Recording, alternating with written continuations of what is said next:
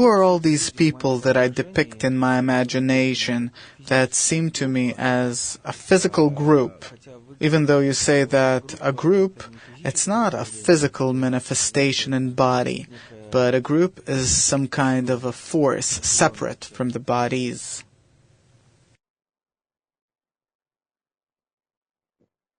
The Creator created a desire, one desire. He put into that desire his attribute too, the will to receive, and in that desire exists the will to bestow. These two desires, he mixed them, broke them, mixed them, and turned it egoistic. So, it turned into a desire for itself, the will to receive, to enjoy, to be fulfilled, and only for itself. Such a desire is called a broken desire. That's how we call it, because it is opposite to the Creator. In order to achieve similarity with the Creator, like He wants, we have to change our intention. The desire, it remains the same, the will to receive, to be fulfilled. It's simple matter, it doesn't change, but the intention does change, not for myself, but for others, meaning, eventually, I have to achieve such a state where I use myself, my substance, my egoism, my desire to fulfill for the sake of others. And how can I fulfill myself for the sake of others if I'll have an attitude of love towards others, an attitude of love? Then I'll fulfill myself for their sake. Then if I'll fulfill myself, I'll actually fulfill them because we love each other. And if they will be fulfilled, then they'll fulfill me because I'll look at them, how fulfilled they are. The same as I look, suppose, at my small child or grandson, when he feels good, when he's fulfilled, for me, it's the greatest fulfillment. Even a greater fulfillment than if I fulfill myself. That's what love does. So, we, in our situation, in our state, we're in a state where we wish to fulfill ourselves only for ourselves. Then, we feel ourselves existing in the boundary of the so-called our beastly bodies.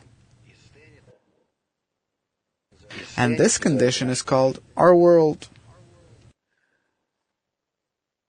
How can we start rising from it? We have to stop depicting to ourselves. Stop feeling ourselves merely as beasts. They're sitting before me, my friend, I see him on the screen, and we're speaking between ourselves. No, what does it have to do with our bodies? There are two desires here in connection with one another, two intentions, and they're aimed someplace. They're thriving for a third thing, the next state. That's what you have to think about, because that is what exists eventually behind this beastly matter, because it has no importance whatsoever. What is each one of us? A desire, an intention. And all this flesh makes no difference. Cut pieces off it, do whatever you want, make transplantations, nothing will change. The main thing is the desire and the intention. So, in order to come closer to the Creator, we have to bond ourselves together, and only by bonding ourselves together do we bring ourselves to a state where we can draw the reforming force, the correcting force that exists within nature, the so-called power of light. So we have to depict to ourselves that we're a desire. And how can we bond between ourselves? Through intentions. Through bestowing onto each other, loving each other. So I depict the group not as some bodies sitting together that drink, eat, or dance together. I depict the group as a desire, trying to connect between themselves into this like one something whole, one desire, one intention. Made out of how many? Could be all the billions of people in the world. Nonetheless, it's a group. Nonetheless, everyone came together. The more such people get together that want to be bonded in their desires and intentions together, in order to achieve the next level of existence, the level of bestow, giving, coming out into a different dimension, the easier it will be for each one of us to overcome that potential barrier. And that's how we have to act.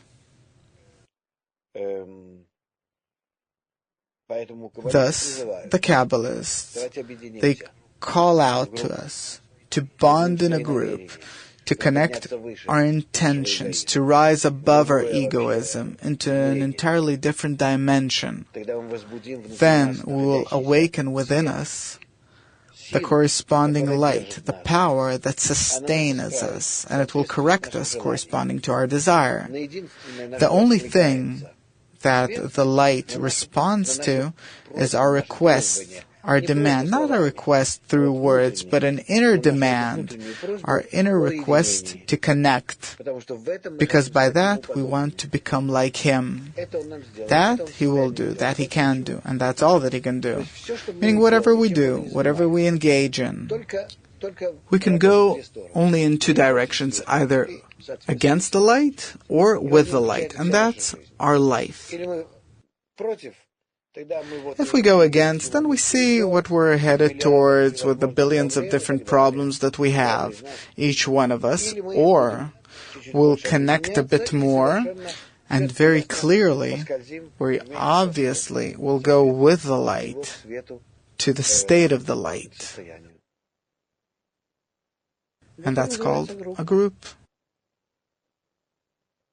Meaning, we're not talking about any bodies or physical places or any of that.